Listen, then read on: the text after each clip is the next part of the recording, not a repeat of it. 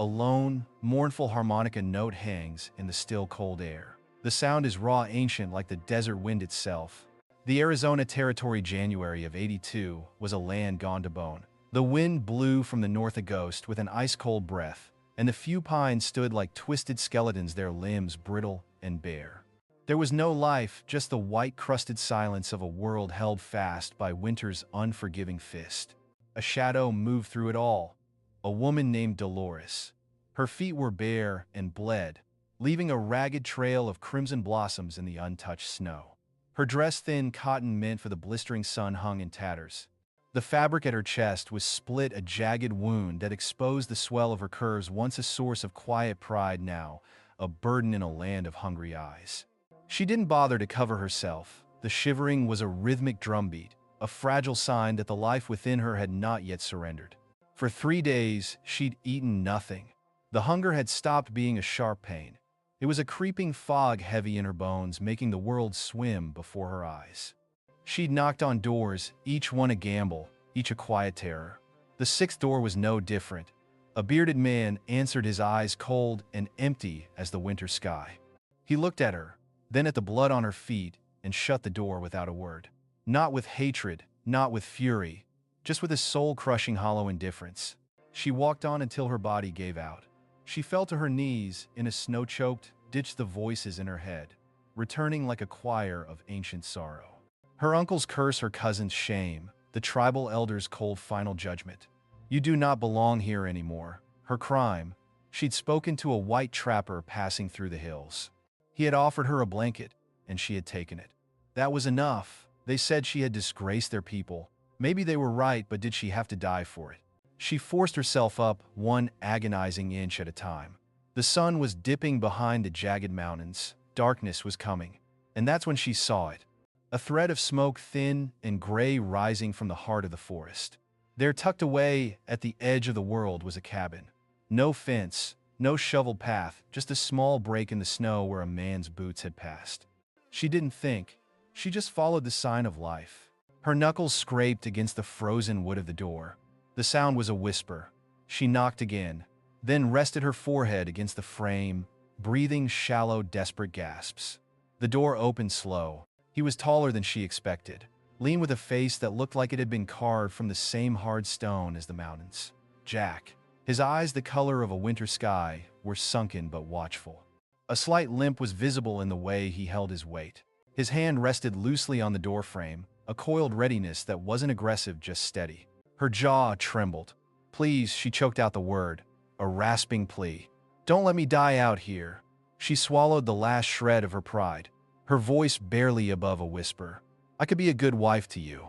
Not because she meant it, not because she had anything left to give, just because she had nothing left to lose. Jack's eyes moved down, sweeping over her raw, frostbitten ankles up to the torn neckline of her dress, her chest rising and falling with shallow, desperate breaths. He didn't sneer. He didn't frown. He simply stepped back and held the door open. She stumbled in. The cabin was small but clean. The air was thick with the scent of pine smoke and meat stew. He didn't say a word as he closed the door behind her. He simply handed her a thick wool blanket that smelled faintly of the forest. She wrapped herself in it, a shield against the cold that had eaten her alive. He ladled a bowl of stew, hot and greasy, and set it on the table. She sat on the floor and ate, not caring that the hot grease ran down her chin. Jack sat across from her, not close, just near enough to watch without staring. He didn't ask her name. He didn't ask what she'd done. He didn't look away. She finished the stew and leaned her head back against the wall, her eyes fluttering closed for just a second. When she opened them, he was still there. Thank you, she whispered. He nodded, then brought her the top blanket from his cot. Sleep, he said. It was the first word he'd spoken. She lay down on the bed, her back to him, clutching the wool to her chest. Her body ached, but the pain was a distant thing. He hadn't touched her, hadn't asked for anything, and that alone was enough to make her eyes sting. For the first time in days, she let herself breathe real and deep. When she woke, the fire had burned low. The cabin was a cocoon of warmth, the only light the faint orange glow from the stove. Dolores sat up, her body sore but warmer than it had been in weeks. She found Jack in the chair by the stove, his head tilted back, his boots and coat still on the rifle resting within reach. He hadn't left, he hadn't come near her. She studied his face, the lines carved deep into his skin, his eyes sunken from years of squinting against sun and smoke. He looked like a man who had never asked for much and now expected even less. His limp, she saw now, was from his right leg stretched out stiff and straight. He didn't sleep deeply, maybe never did. Her mind moved slowly, clearly. He could have taken her. She had offered herself, and he had simply said no. He hadn't even asked her name. That fact clung to her a strange, persistent weight. She pulled the blanket from her feet, hissing at the pain from the frostbite. She didn't want to wake him, but he stirred anyway, his eyes open, locking on her. He didn't move, he just watched. She looked away, unwrapping the bloody rag from her foot, the motion slow and deliberate. He stood up stiffly and moved past her to a shelf near the stove. From a wooden box, he took out a tin of salve and a roll of linen. He crouched beside her without a word. Dolores tensed, her hands clenching in her lap. "I'm going to hurt you," he said, his voice low, rough with disuse. She nodded, not looking at him. He set the supplies beside her. "You do it then," he said, then stood back up. She realized what he was doing. He was giving her the choice. He wasn't going to touch her unless she allowed it. He went back to his chair, sat down, and poured something into a tin cup. It smelled strong, probably whiskey. He drank, then picked up a small block of wood and a carving knife, running the blade along the grain with a slow, hypnotic rhythm.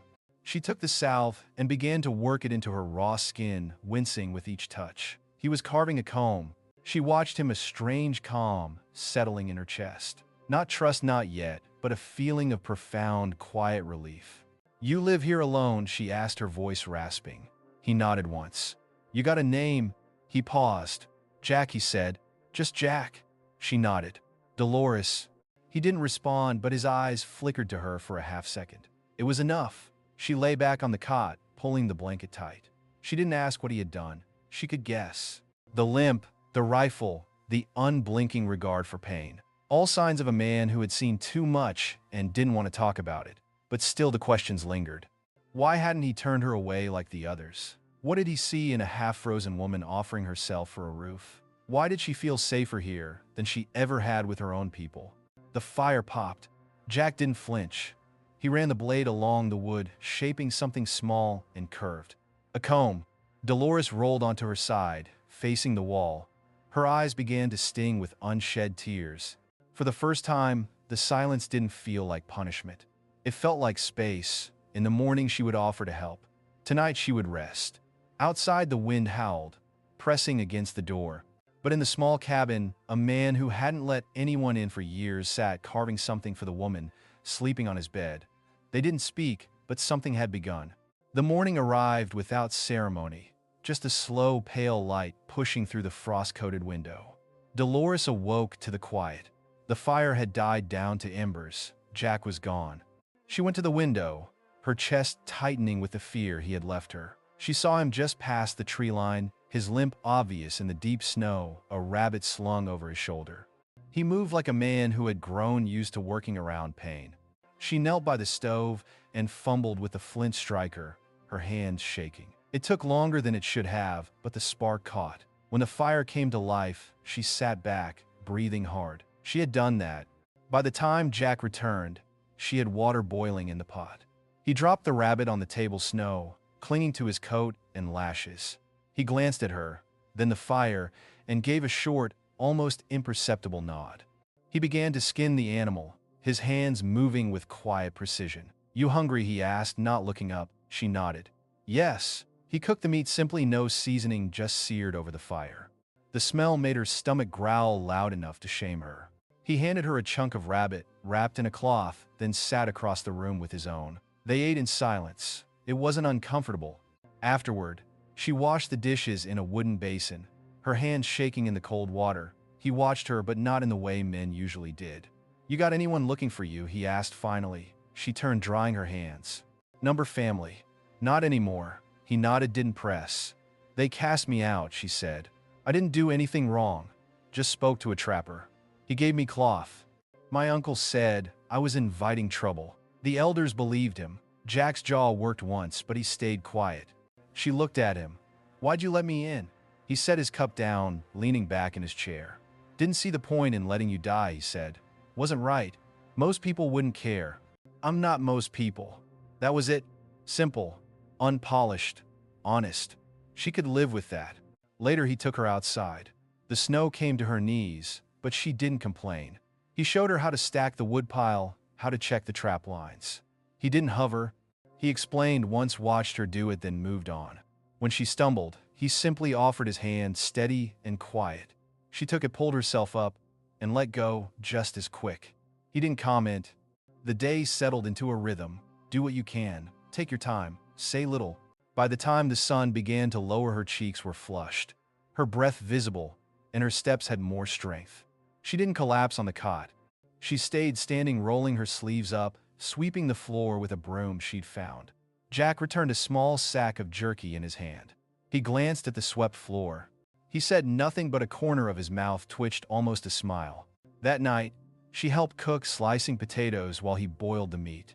They sat across from each other at the table, steam rising from their plates. It wasn't a home yet, but it wasn't empty. After they ate, he carved in silence again. She sat by the fire, mending one of his shirts with thread she'd found. The collar was torn. She folded it neatly when she was done and placed it on the table beside him. He looked at it once. He nodded. "You can stay," he said quietly. She looked up. He didn't repeat himself.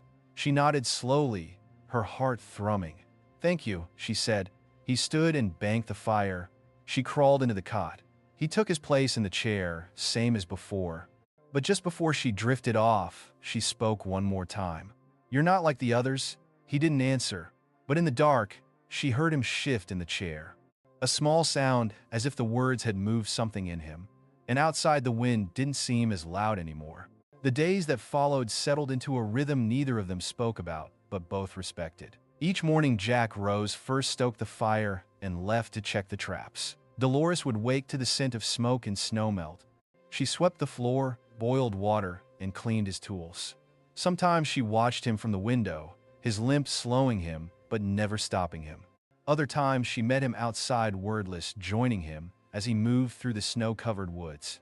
She learned the land fast, where the traps were set, how to check for animal tracks. When she stumbled, he offered his hand, steady and quiet. She took it, pulled herself up, then let go. He didn't comment. By the end of the fourth day, her movements had changed. She no longer walked like someone unsure of her welcome. She didn't ask before cleaning his tools or heating the stew. She began to hum softly while she worked, never loud, never constant, but enough to fill the silence with something warmer than breath.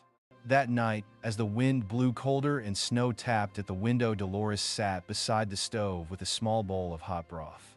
She wore a wool shirt of his, the sleeves rolled, the hem loose around her thighs. Her dress was drying on a peg near the fire. The old garment was mended and clean, but she preferred his shirt. It felt like a part of him. Jack sat across from her, the unfinished comb resting on his knee. It was small, shaped from pine, nearly complete.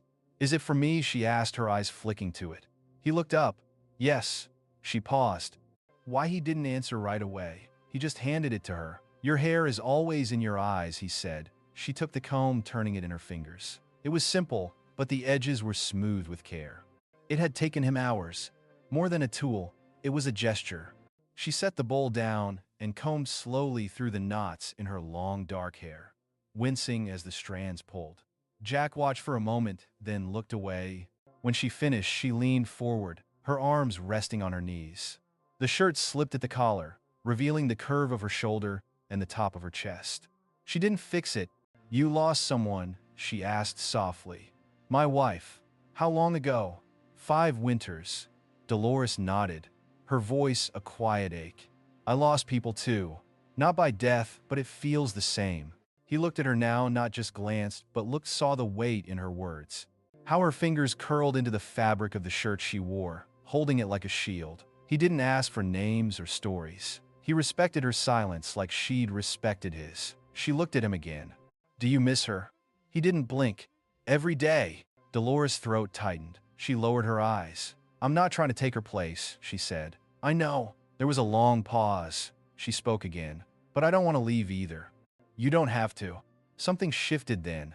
A quiet that wasn't empty, a silence with a weight all its own. Dolores stood and walked to the cot, but instead of lying down, she turned back toward him. "Will you sit beside me?" He didn't move for a few seconds. Then he rose slowly, his right leg stiff, and crossed the room. He sat at the edge of the cot, hands resting on his knees.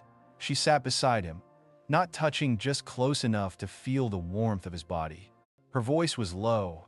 "You could have had me the first night. I offered myself. I don't want a frightened woman," he said, "and I don't want a payment." She turned her head, her eyes searching his for any sign of a lie. There was none, just truth, worn into every wrinkle, every scar. She reached out slowly and placed her hand on his. His knuckles were rough and cold. He didn't move. Then quietly she leaned in. Her lips brushed his tentative soft. Not desperate, just honest. She pulled back after a second, waiting to see if he would recoil. He didn't. Their eyes held. The fire crackled. Then he kissed her back. It wasn't rushed. It wasn't heavy. Just still, deep, steady. She leaned her forehead against his, her breath caught. "I feel safe here," she whispered. "You are." She lay down then, and he rose, stepping back to his chair, but she reached out, took his hand, and held it for a moment before letting go. That night, the fire burned steady. Neither of them said another word, but they both slept without waking. The snow thinned on the 6th day. The sky turned pale blue behind a thick layer of clouds, and the wind calmed enough that Dolores could walk outside without her body tensing from the cold. She stood near the woodpile, sleeves pushed to her elbows, splitting kindling with a steady rhythm. Her feet, still tender, were tucked into an old pair of Jack's wool-lined boots, too big but warm. She didn't complain. Inside, Jack was mending the broken hinge on the trapdoor to the root cellar. His limp made each trip to the shed slower, but never sloppy. His tools were in good order, the blades wiped, the edges sharp. There was something calming about the way he did things. Nothing rushed, nothing wasted. Dolores had begun to learn that about him. He moved like a man who knew everything could be taken from you, so you made each small task count.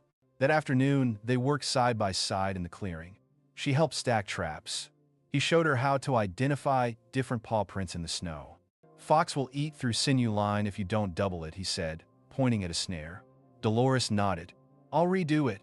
He gave her a look, half approval, half curiosity, but said nothing more. By late afternoon, they returned to the cabin.